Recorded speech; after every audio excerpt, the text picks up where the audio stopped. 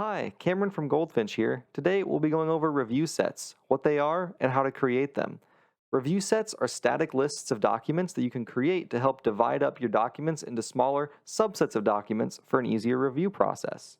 One of the major benefits of creating review sets is that while you're previewing your documents from within the review set, not only do you have the standard document viewer preview of the document along with some additional information like tags and productions found on the right-hand side and the custodian and the source, you also have a list of all the documents in the review set along the left-hand side, along with a completion percentage of how many have been reviewed by you and your colleagues.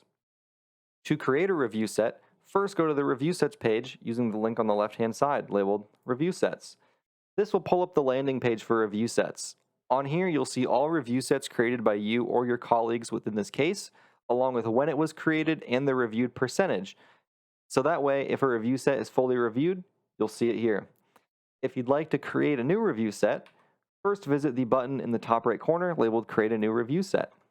This will open our creation screen. Like I mentioned before, you can create review sets with either tags or saved searches. In our case, we'll create this with a tag. And this tag has about 1,700 files. We'll keep that in mind. Now, this tag was applied to apply to an item and its entire family as well, which includes emails and their attachments, for example.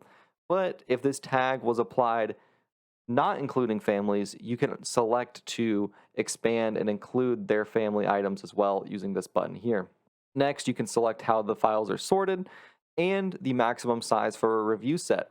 So if we didn't want this to be one single review set of 1,700 files, we could actually break this up into smaller review sets, for example, 1,000 files each. This will create two review sets of roughly the same size, so that way they're smaller and more manageable for our reviewers.